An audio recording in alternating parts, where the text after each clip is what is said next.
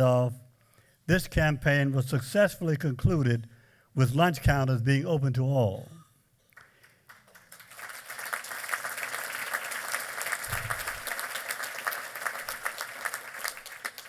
A museum has now been constructed in downtown Charlotte, the Irving Levine Museum of the New South, which chronicled my activities and the others in the movement. I also found that when you exhibit the courage of your conviction, you will find allies. The Charlotte Sit-In campaign was no exception. Harry Golden, publisher of The Lighthouse, a Jewish weekly newspaper, helped give voice to our struggle. Mrs. Cannon, the matriarch of the Cannon Tower Cannon Sheet you all know, was an outspoken ally. Upon graduation, I fled to New York City to pursue my graduate degree at Columbia University. I use the word fled because I had been advised that because the Ku Klux Klan was watching and waiting, it would not be safe for me to return to my home in Newberry alone to the town I grew up in.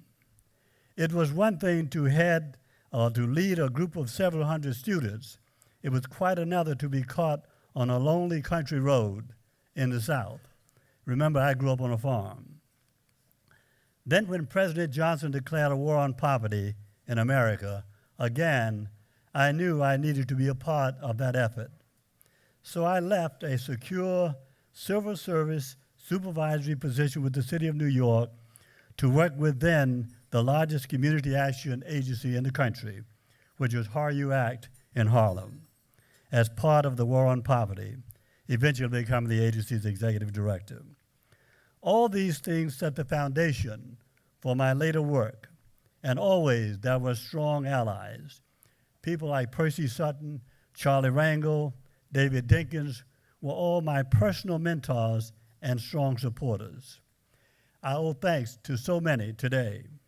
Ron Uber, my staff, who's here tonight, who introduced me to MCW years ago and to Eddie Bergman some years ago.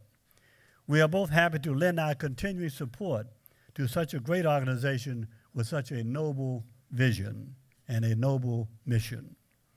I close by saying that each of us has the ability to shine a small light in a dark place and make this world a more just place for all of us. My thanks to all of you for this moment. Thank you.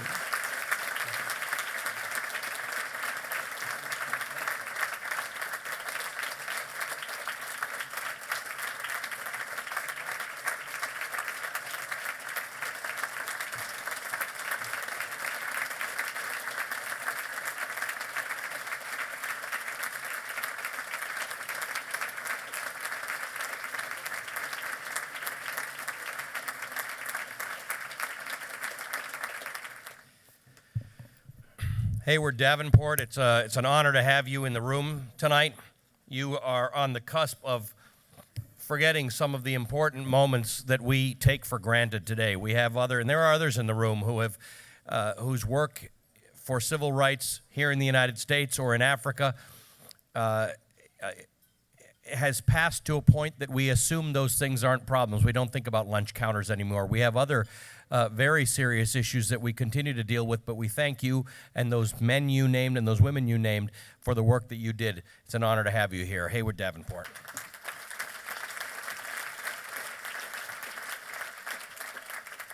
By the way, I want to recognize Terry Fulmer, the Dean of the NYU School of Nursing. Terry, where are you? There we go. Thank you. Liz Clayman, it is good to see you again. Liz and I have a long-standing relationship. We have never worked in the same place, but we share a husband, hers. He works for us at CNN, so Jeff and I have a great relationship, and Liz and I have sort of danced around each other in our where we work and when we work. We have both been here in front of you doing this, and we have both worked mornings. At the moment, I'm doing that. I've pulled the short straw, so I work 6 to 9 a.m. on American morning, which means I get in at 3. So I have more incentive than I normally do to keep this running on time tonight. I will tell you, though, it's a little easier than it's been in years gone by, Liz, because this event has just grown and grown. And it used to be that we could come up here and tell anecdotes and jokes and stories and more anecdotes and jokes. Now this thing has to tick along because we've actually got a lot of people involved, and that's a credit to MCW and to Eddie and all of you. Hey, listen, I want to remind you all, while we're here, this is probably the largest gathering on an annual basis, other than the United Nations Week, of people involved in and conscious of what goes on in Africa. Obviously, we have a developing and troubling situation tonight in Côte d'Ivoire, in the Ivory Coast, and in fact, we've just heard news that as we speak right now, the presidential palace is surrounded by opposition troops, rebel troops. Right now, we're trying to get more information on what's going on, but there are some serious developments, and I think our thoughts need to go out to the people of the Ivory Coast who have suffered for altogether too long. Let's just give them some of our thoughts tonight for a successful outcome and for peace in that country that so dearly needs it. I want to bring up somebody to announce the recipient of the 2011 MCW Community Parntership Award. This is an interesting one. It hadn't occurred to me that I've never actually introduced this person to you. You all know him. His name comes up every time we're here. Stan Bergman and the entire Bergman family, as you know, are active supporters. They are active supporters not just of MCW, but of organizations that foster the arts, higher education, cultural diversity, and grassroots healthcare and sustainable entrepreneurial economic developments here in the United States and around the world. You have heard from Marion Bergman. You have heard from Eddie Bergman. You've heard from them both at previous MCW gala dinners. I believe this is the first time Stan's ever been allowed to be part of the program. Well-deserved and well-earned. Stanley Bergman.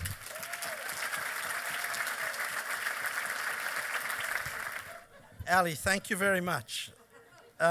This is the first time, you correctly noted, Ali, where I have been given the honor and allowed to actually address this audience. Of course, you know, it's the other side of the family that's involved in this organization. Wow, Eddie, I didn't realize so many people showed up for this event. And Rob, it's really good to be here with everyone tonight and to thank you for being here. By the way, the South African ambassador to the United Nations just arrived, Ambassador Sangu and Mrs. Sangu. Welcome. The ambassador serves on the Security Council, and obviously, you just mentioned that's where he's just come from.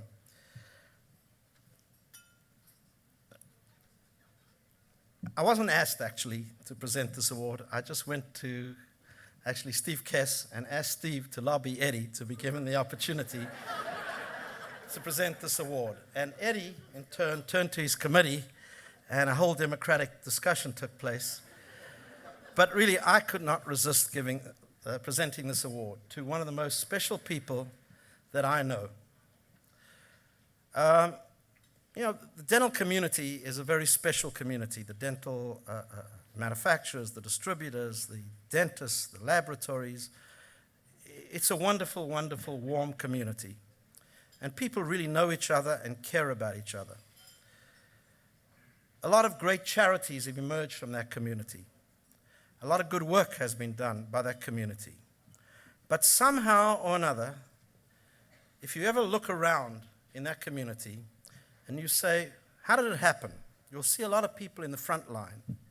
But then you start peeling the onion, and invariably, there's a very special person, Tony Volpe, who's behind it all. Tony, you are clearly, beyond doubt, the consummate social entrepreneur.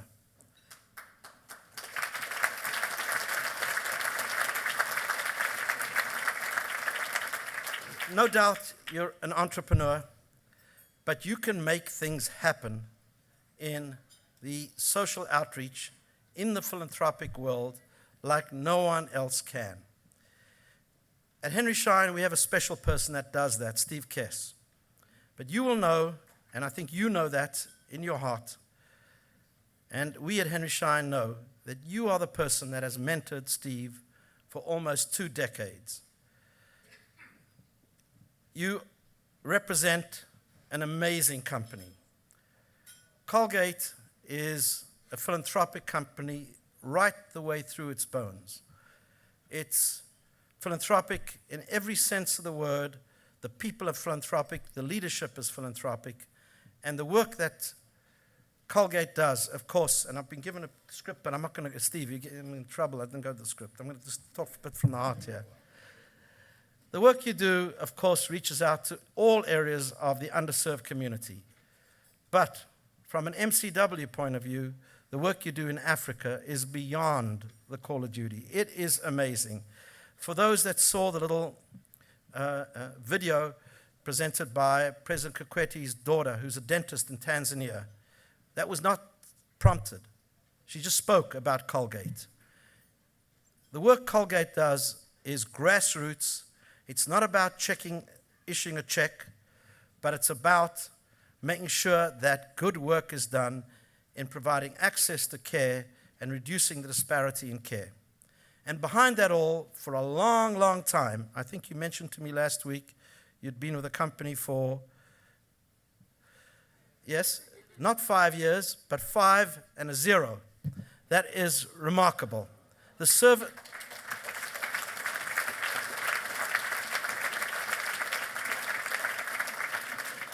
And when we think of philanthropy, when we think of actually making things happen in dentistry, Colgate is synonymous with that. When we think of Colgate, you are synonymous with that.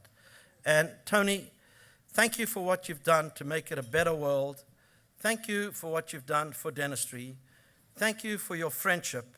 And there are so many people in this room that really, really regard you as one of those personal, remarkable, sincere friends.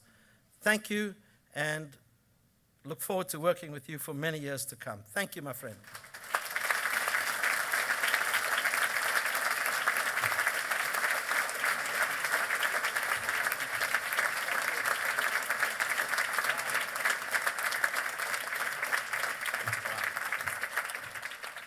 Actually, do we have an award? I hope it's not toothpaste. Tony, not so quickly.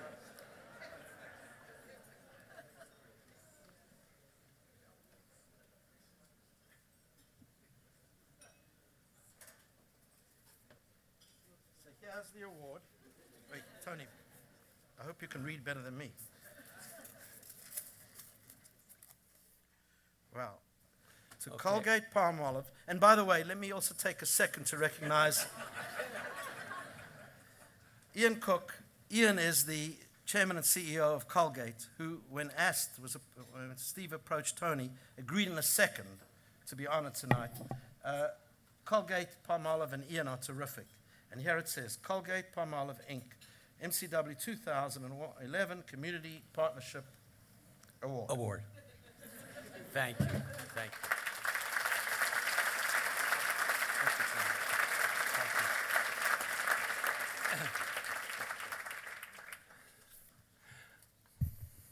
If I was smart, I'd sit right down. But I'm not. I'm honored to be here this evening on behalf of Mr. Ian Cook and the entire Colgate-Palmolive Company to receive the Miracle Corners of the World Community Partnership Award. I hope that Ian Cook, he's our CEO, chairman, president of the board, hope he's not listening, because this is the first time in my long career at the Colgate-Palmolive Company I had a chance to represent the CEO. Now, I've done a lot of other things for them. I've rolled out red carpets. I've brought their bags up to the room.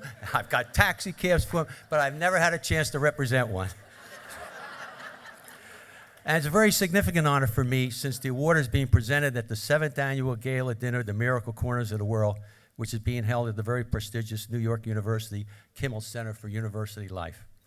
You know, first I'd like to say a few words about Miracle Corners of the World. This organization, which Colgate is proud to be a supporter in their oral health programs in Tanzania and other African communities, is both a very remarkable and very inspiring story. About 10 years ago, two boys, Eddie Bergman and Rob Ashbrooks, they made a decision. They were going to make the dream come true. See, all of us have dreams. We've all had them, okay? But it's difficult to make them come true. They were going to go where others either elected not to go or did not know they could go to. Say, not easy to be an entrepreneur. Everybody dreams. The difference is the entrepreneur goes where they want to go, and the others don't go. This decision to dedicate themselves to making a difference in the lives of other people around the world, this is what they decided. Yes, they had support from their families and dignitaries and mentors like Ed Shills, Herman Rice, Peter White, and yes, even Eddie's brother Paul. And of course, the Henry Schein community and family and the Henry Schein Cares program. But in the end, the burden fell on you and Rob to make it come true, all by yourselves. And anyone who's familiar with the 10-year history of the Miracle Corners of the world knows Eddie and Rob's dream is, in fact, a reality. Congratulations to Eddie, Rob, and Paul, and all their dedicated associates across the world.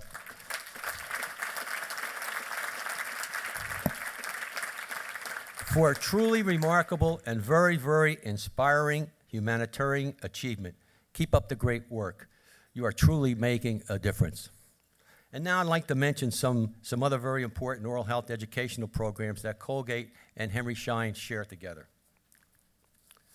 First and foremost, Give Kids a Smile. Give Kids a Smile. Well, first of all, the leader at the American Dental Association of Give Kids a Smile, the only non-dentist who has that elevated position is Mr. Steve Kess. Steve, congratulations to you.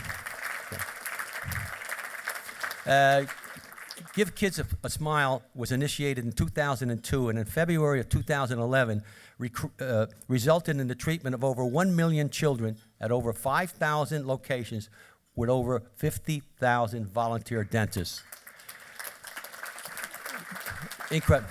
Give Kids a Smile is an annual centerpiece to National Children's Dental Health Month, observed every year in February. They're dedicated to the elimination of cavities in United States 5-year-old children by the year 2020.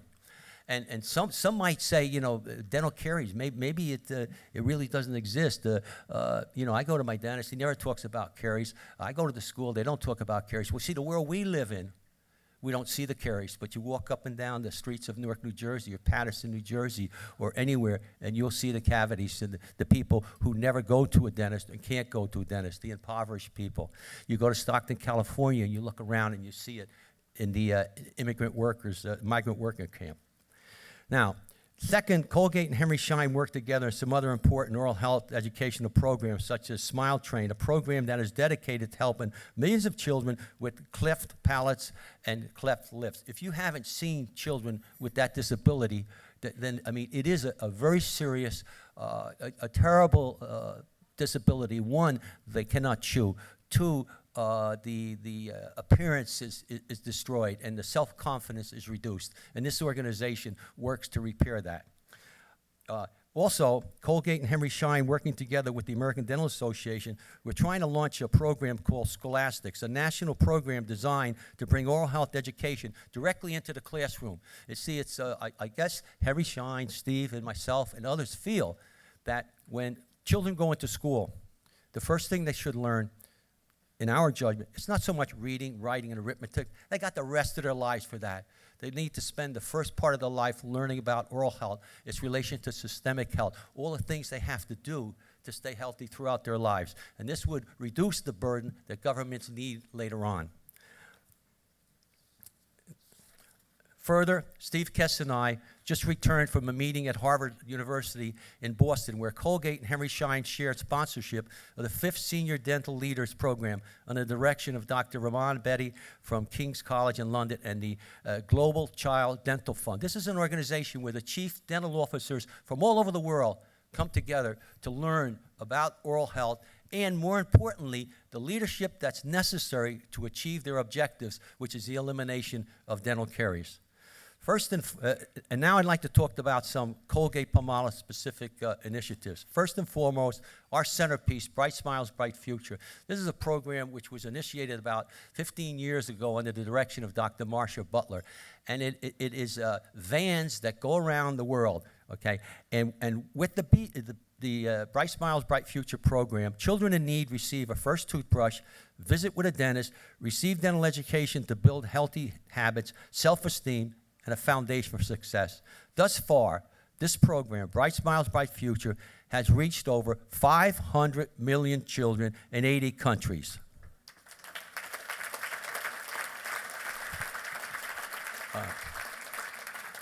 Next, Colgate, in cooperation with a multitude of global professional dental associations, conducts oral health educational programs in almost all of the 200 countries where it does business. Colgate has recently launched its Alliance for a Cavity-Free Future Global Oral Health Educational Program. Colgate also works in cooperation with the American Dental Association's Council on International Relations to support oral health educational outreach programs in Tanzania and other African countries, as well as China, in cooperation with the Chinese Stomatological Association. Colgate also works closely with many other national and international organizations to foster oral health, such as the National Dental Association, the Hispanic Dental Association, the World Health Organization, Federation Dentaire Internationale, as well as the global public health community. We also support, here in New York City, Colgate's Women's Games, an annual sport event held each year at Madison Square Garden, as well as supporting Dr. Bert Edelstein's Children's Dental Health Project and participating with Henry Schein in the International Alliance for Peace Through Oral Health. As you can see, Colgate, Henry Schein, and Miracle Corners of the World, well, we share a common goal, increasing oral health and systemic health education across the world, and by doing so, enhancing the quality of life for everyone. Well, thank you on behalf of Mr. Cook, the Colgate-Palmolive Company and his 40,000 employees, and myself for this very prestigious Community Partnership Award from the Miracle Corners of the World. We will always cherish it.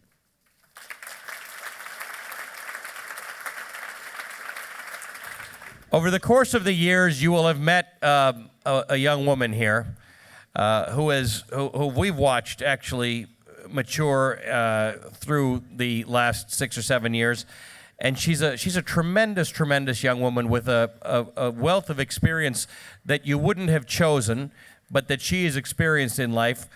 Jacqueline Murekatate is an MCW fellow and the founder of MCW's Jacqueline's Human Rights Corner.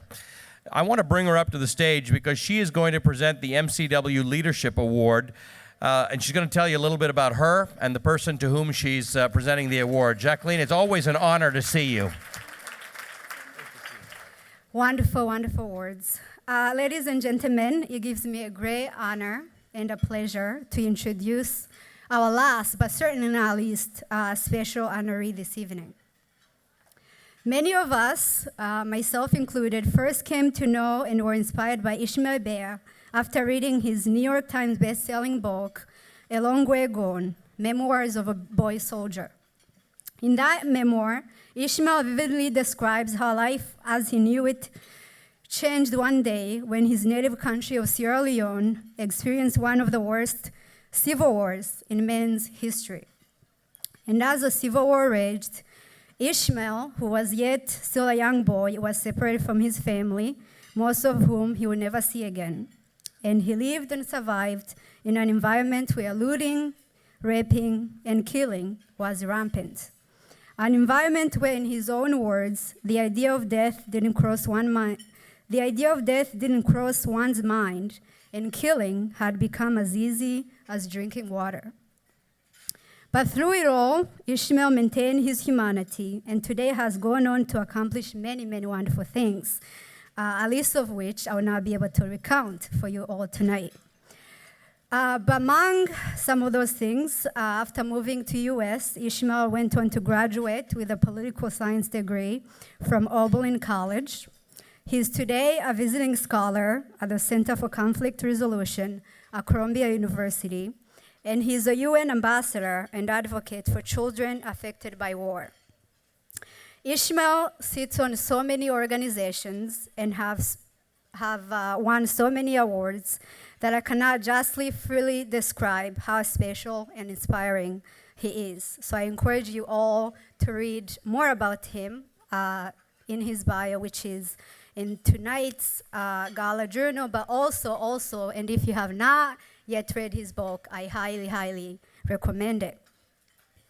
By the end of the day, and to me personally, Ishmael's story reminds us of the courage and resiliency of the human spirit, and stands for that idea that no matter how inhumane of an environment that one may sometimes find him